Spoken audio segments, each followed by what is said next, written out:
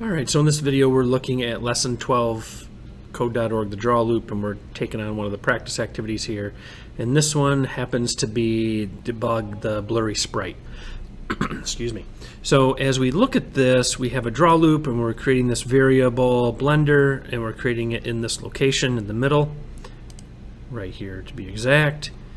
And then we're setting the animation of the blender, and then we're just changing the random numbers around here. Okay, so what's really going on is, and probably, well, let's run it and we can kind of, we see that it's like, doesn't look the way it's supposed to, right? If we look over here, we just want the blender to kind of shake and move around. So you can see that right here we're changing the X and the Y locations of the blender. But the way the draw loop works is we're actually, currently, we're declaring our blender and we're placing it at 200, 200. Then we are creating the background, which is fine. And then what we're doing is creating the blender X and Y locations and drawing, and then drawing that right here. So what's happening is the blender is being drawn at this location, plus it's being drawn slightly off a little bit, and that's why you're getting this look of it has it in the middle, plus it has to the left and to the right. That's why if you look very closely, you can kind of see that there's one that's just not moving.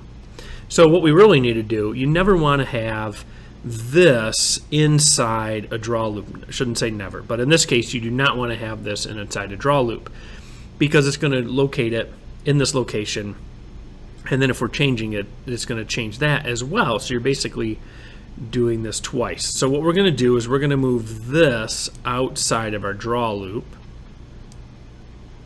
and we don't have to worry about the comments. It can run anywhere. We just place it somewhere on here. Okay, just outside of the draw loop. So now in this case, it's going to draw the light yellow background, then it's going to draw that character at a new X and Y location, plus or minus 5 of 200 for each one of these. That's what's going on with this. Okay. And so, well, 200 plus or minus the minus 500. So anyways, that's how that works.